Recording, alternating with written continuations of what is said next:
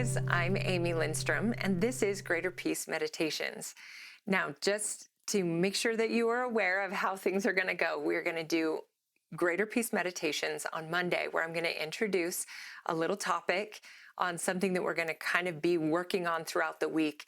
And then on Wednesday, we have Greater Peace Conversations, where Ryan and I, my husband Ryan, and I will kind of deep dive on the topic. I will teach him or share with him some of the stuff that I'm learning on the topic. He'll ask questions. He is not a mental health therapist, but he's a very logical person, and I think he asks really great questions and has incredible insights. So I think that will be super helpful and beneficial to go a little bit deeper on the topic. Every once in a while, we'll also throw in an interview with somebody maybe who has more information that we can learn from, or somebody with experience that would be beneficial.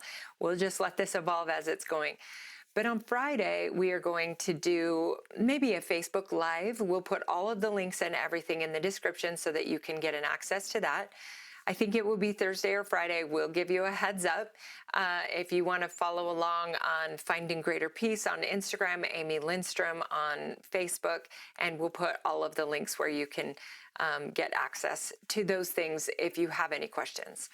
So one of the reasons why I wanted to format it like this is because as a therapist, one of the things that I notice is, like, in a session, we can have a great deal of like transformation, an aha moment, something that just clicks, right? But if it does not get put into practice, then nothing changes.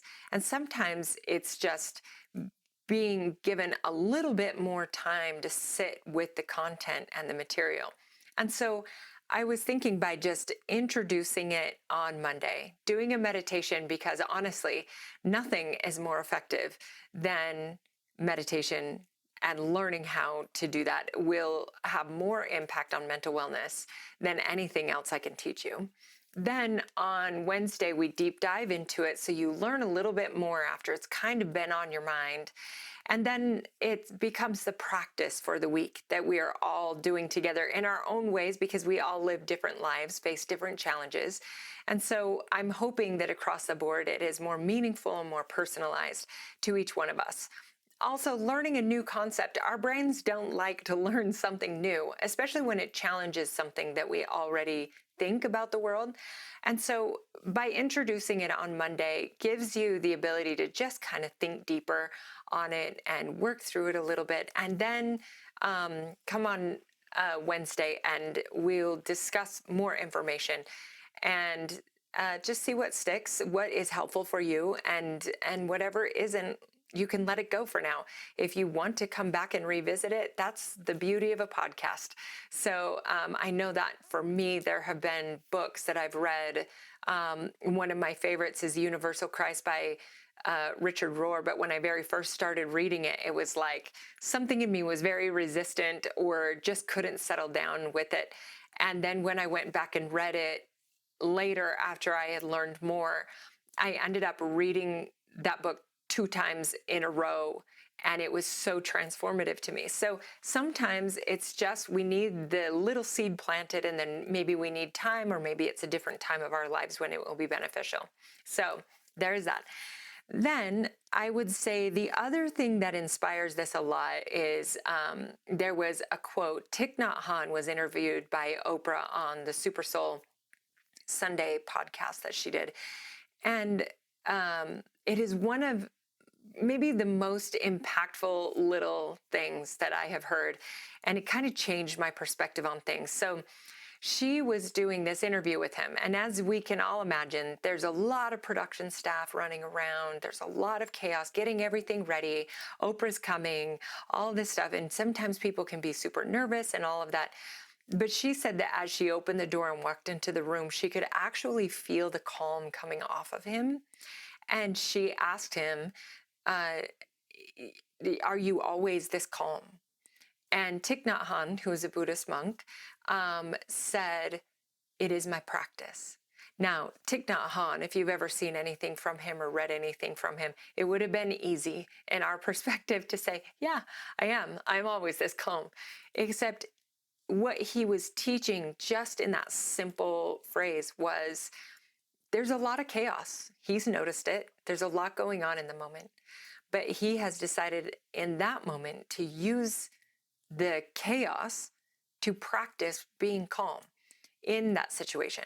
So to me, that kind of a lot of times now I will think, like stillness will sit in my mind, or silence, or different things like that. And then I will think that all the time. It's like, this is my practice for today. And especially going into difficult situations, if you're in a stressful situation, if you have a lot of stress at work, if you have little kids at home, you may one day wake up and go, today, my practice is patience. My practice is calm, anything like that. So I'm hoping that by introducing the topic on Monday, then discussing it deeper on Wednesday, then answering any questions or having any discussion that you want on like Friday, will be something that is very beneficial to create a lot of little stepping stones that over time will change.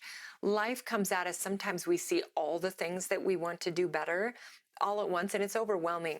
So these podcasts, or each week, is meant to be just the tiniest bite-sized little something to think about, because I know from my own life experience that it's like I can't look at one single moment that changed everything for me, but I can look back and see, oh, I remember when I listened to this one podcast, or I remember this book just changed my viewpoint about so many things. Just little teeny adjustments along the path that has brought me toward more wholeness. And of course, I think wholeness is our life's work, right? And so, let's get into the topic for this week, because I think it just goes so well with little by little, our life's work, right? So the topic for this week, or I would say maybe even just, there's a quote that I want to share with you, or an idea I want to share with you. So this comes from like a Sufi belief. So the Sufis are the mystical, spiritual side of Islam. They very much believe in the love of the divine and learning how to connect to and experience it in their lives. Like, mystics are people who seek experience with the divine and so much more. These are very, very I don't know, stripped down definitions of something. So they are not entirely all of that, but as an introduction, that's a good way to understand maybe, like the 50,000 foot view of Sufism, or the ideas behind it. So with Sufism, with one of the beliefs, or the quotes that I love so much from it, is the soul is covered by 1,000 veils. So in the first podcast, in the first meditation, I had talked about how our worth and value is absolute, right? So it's like you think about a little child who is being raised in a healthy home. They are loved and supported. There is just kind of this confidence. So I'm thinking of like my little niece, who is just hilarious in how much she just is like fully embraces life. And it is so beautiful and wonderful. And it's like, in a lot of ways, depending on our lived situation, right? We start out like that. Insecurities are learned, and we call that the conditioned mind. So our limbic system, our old brain, like the brain that is the one that we were born with, is always trying to like help keep us safe. Right? And so it perceives things as threats, or is constantly scanning the environment for things that are risky or a threat. But that is something that happens as the brain develops, and it starts to create ideas about ourselves, because our brain is very egocentric as we're growing, meaning that it sees us as the root of the problem. It can map and, like, our brain will map and track like the behaviors of other people around us. And when they're negative, then it's like, to say it in an easy way, it's like, well, I have control if I'm the problem. We don't have the ability when we're young to say, oh, my mom's impatient today because she just must really be having a hard day, so it's okay. Like, we develop that over time, but we do not have that when we're younger. If our mom is impatient, it's because, oh my gosh, I'm not good enough, or something like that. And so I would see those things as being the veils, these In psychology, we call it the negative cognitions. So these ideas that we get about who we are in this world and how we relate to the world that become almost the veils that cover up and layer and bury the soul and our truest nature and our highest value. And so in my experience, and we'll go deeper in this on Wednesday, but in my experience, in like my personal experience, it has been the healing of those things, the peeling back those things in love and compassion and healing that has been the most life-changing thing. I learn more compassion for myself, more compassion for other people, because if I have all of these veils and I have all of these layers, so does everybody else. So if somebody is being mean or somebody is being unjust or whatever it is, it's like, well, we are naturally, I think, at our deepest level, our truest nature, peaceful and kind and loving. And so when we are not living in that way, we are likely blended with our conditioned mind that tells us that things around are a threat. And we can go way deeper on that. But I just want you to think about it in that way, that a lot of the negative ideas that we've been given or that we feel about ourselves came in moments of high distress and concern and worry, usually when we are very young. So when you think of it in that way, and you think of your small self kind of facing the world, maybe even right now there's an idea of something that came into your mind that you went through that was hard or stressful that you can remember from childhood that was overwhelming. And if you had the opportunity to go back and sit with that little version of yourself, what would you say to them? The negative self-talk that we have for ourselves now, would we say that to that child? Or would we be loving and compassionate? Would we correct the false thinking? Would we correct the view with our now more developed brain and the ability that we have to be more compassionate and more loving? And I think to me that is grace. It's just knowing that at every moment of our lives, even when we can be harmful or even when we can do things that aren't exactly who we want to be, I believe that as we look back in any given moment, we are doing the best that we can.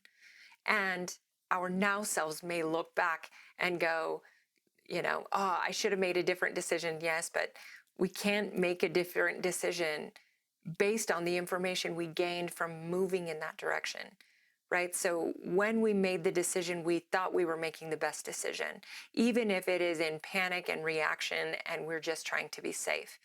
And we lack consciousness. And by consciousness, I mean just awareness, right? As our frontal lobe develops, as we get older, we can think about the way we're thinking about things. We're aware of what we are aware of, but we don't have that younger. And we don't have that even, a lot of times into like teenage years. And we'll talk more about those developmental stages over time to just help you understand those things. But what I really want to sit with is the soul is covered by 1,000 veils. And that is true for everyone. All of us have a brain that works in this way, that makes sense of the world around us by challenges that we face. And when we're younger, that conditioned mind sometimes leads to thoughts we have about ourselves in the world, insecurities that we may develop, ways that we want to hide, ways that we need to change ourselves, ways that we reject ourselves, ways that we reject the world around us. But there is real healing that comes through using compassion and a different perspective and releasing the need to be perfect and focusing more on just our truest nature is goodness. We just need some healing.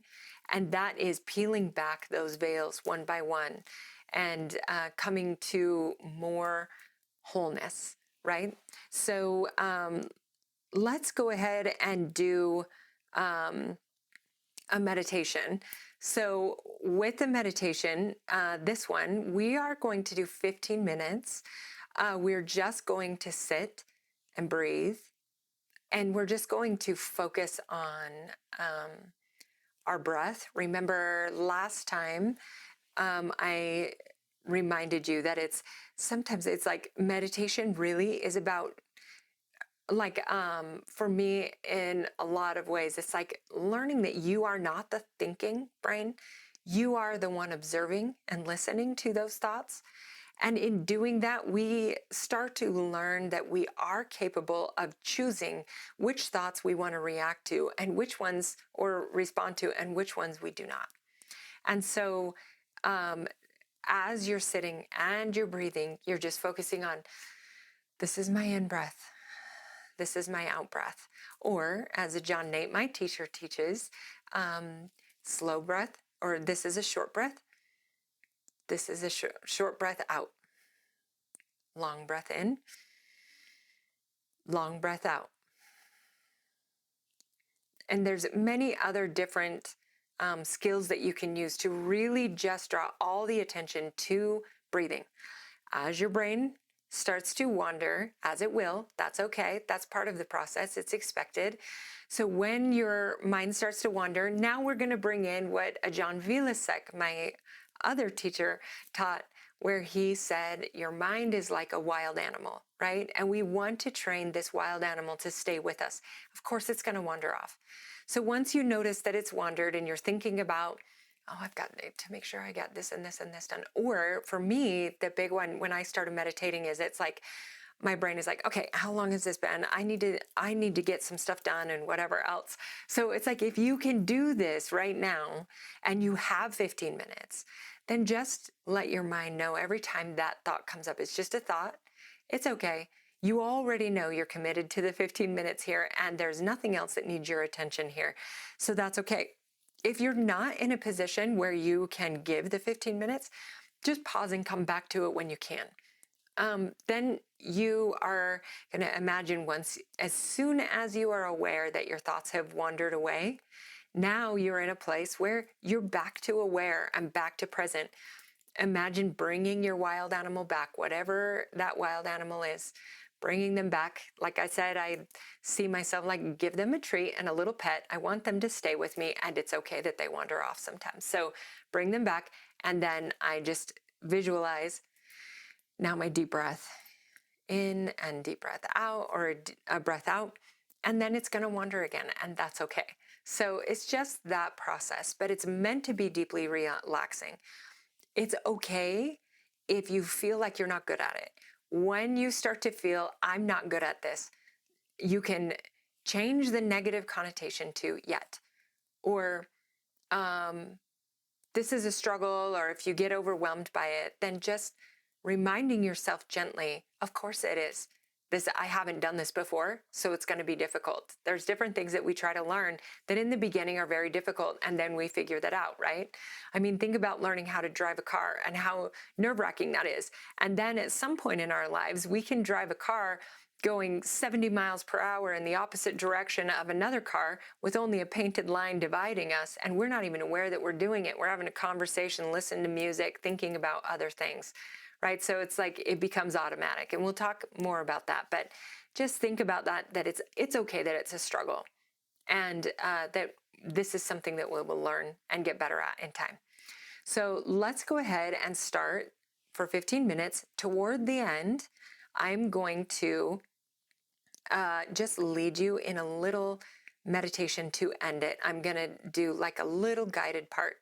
I also want to tell you, because it's 15 minutes, which is sometimes a little bit longer, you can sit in a chair, anything like that. If you need to adjust because your feet fall asleep, because your hip hurts, or anything like that. One of the things that Bhante Panyakara, who is the leader of the Walk for Peace, when we meditated with him through the night, one of the things that he taught us is that when you're sitting for a long period of time, and all of a sudden your back hurts or your hip hurts, and you become very aware of that pain or that the struggle in the remaining there and remaining focused, then he said, and like I'll give for an example, like my middle back used to hurt really bad sitting in this position for a long period of time. And so what he would say is, take all of your attention to that and go pain, pain, pain. You're acknowledging it, sending the signal to the brain that you are aware. But then after the third time saying pain, deep breath in, deep breath out. If you need to adjust at that point, that's okay. Just do it mindfully. It's just being aware that you are moving. If you need to switch your legs, if you need to switch sitting positions, that's okay. Just do it mindfully. So hopefully that is helpful. We'll definitely be getting it better and better as we go along. So let's go ahead and start this meditation. So just sit in whatever position you feel most comfortable in. You can put your hands in your lap. You can put them out on your knee. You can sit in lotus pose. You can sit wherever. Let's just wherever you're most comfortable right now. And then just close your eyes. Take a deep breath in. And a deep breath out. As the Buddha taught, this is my in breath. This is my out breath. We're just trying to pay attention to that breath.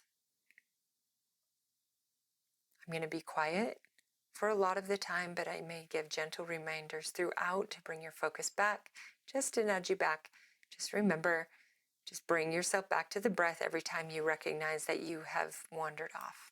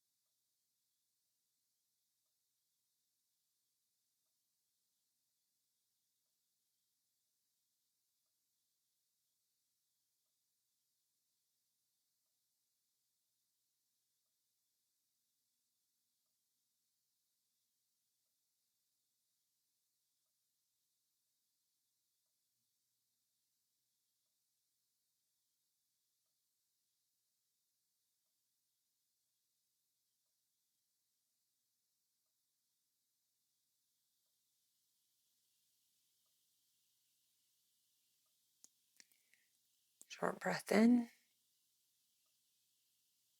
short breath out, long breath in, long breath out,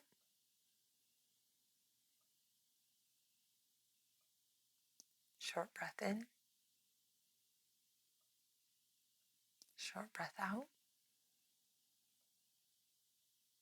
long breath.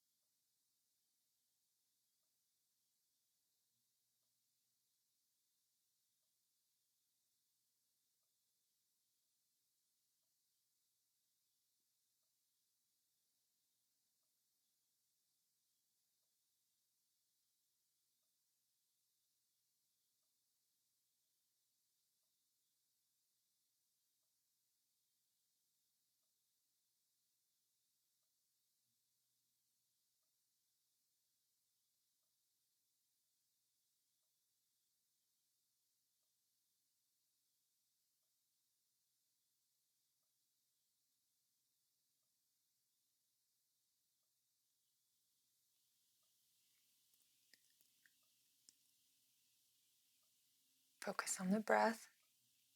If your mind has wandered, just gently bring it back. Take a deep inhale.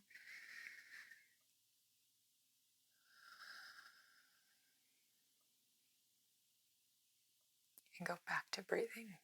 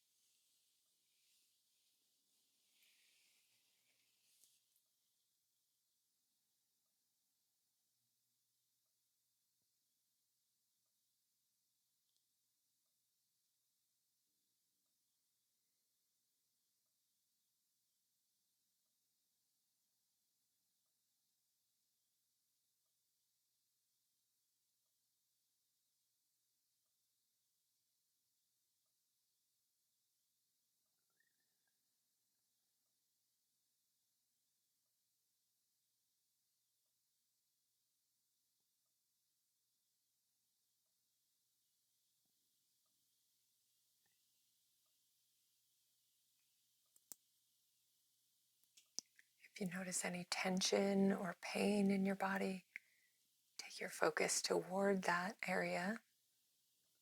Say tension, tension, tension, and breathe. Or pain, pain, pain, breathe. If your feet are starting to fall asleep, if you notice any tingling, just take your awareness to it gently. See if you can release it and come back, or make any adjustments that you need with compassion for that area. And then just come back to your breath.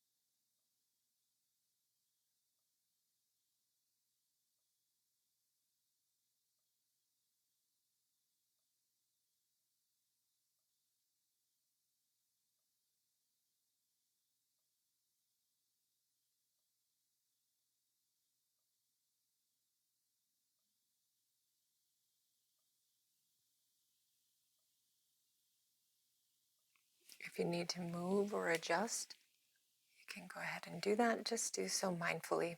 Just being aware of your moving, being present in the thought of the movement, and then bring your mind back to your breathing.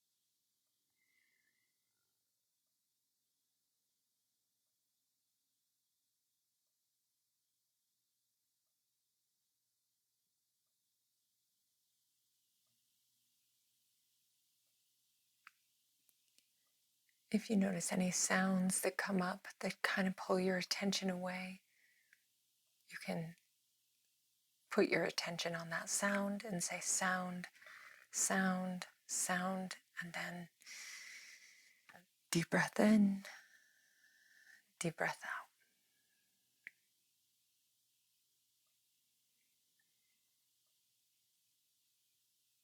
Just allowing those outside sounds or external stimuli become a part of your practice of coming back to the breath.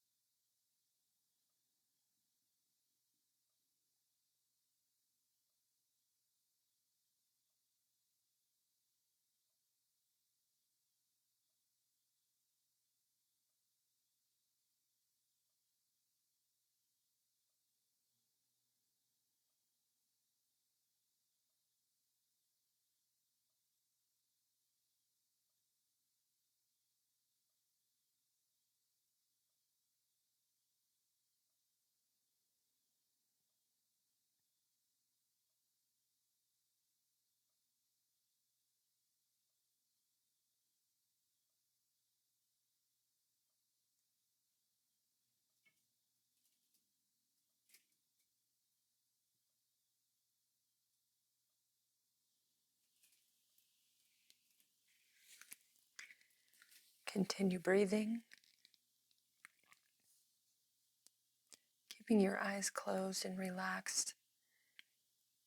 Today is the day to commit to transformation through compassion and acceptance of every version of yourself. To be gentle with your past self that made decisions different from what you might choose now, because of the wisdom you gained through the experiences and the consequences of their choice.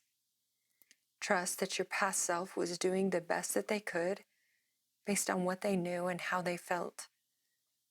Release the need to use shame as progress. Shame is a prison that keeps you stuck.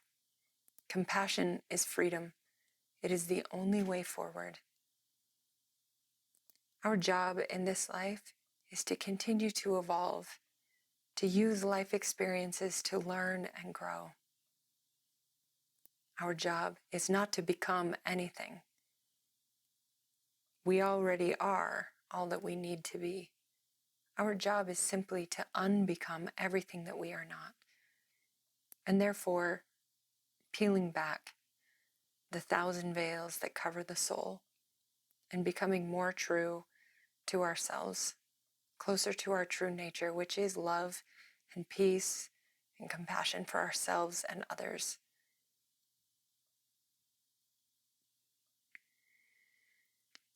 As you take a deep breath in and a deep breath out,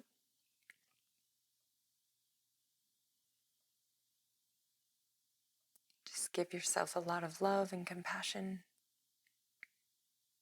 And when you are ready, you can open your eyes and return to this space. I hope that this has been helpful for you, and I hope that you will return to it. It is a simple practice to do. We're already breathing. Just be aware that we're breathing. At a stoplight, instead of reaching for our phone, just be consciously aware that we are breathing. When someone is talking to us, just be aware of ourselves listening and breathing and being present with this person. As we gain more awareness, we come more toward wholeness and peace. So I look forward to, on Wednesday, going deeper into all of this with you, exploring many different parts of why our brains think the way that we do and why maybe we do the things that we do. and finding ways that we can choose a different path. If you ever find that you're in a situation where you're overwhelmed, but you blow up, or you yell at your kids, or you yell at your spouse, or you keep reacting in some way, or you close down or avoid, then this is the beginning of the end of those behaviors and being able to make a change. So I hope that this is helpful for you. I wish you all well. I hope you are happy and peaceful. And I will see you on Wednesday.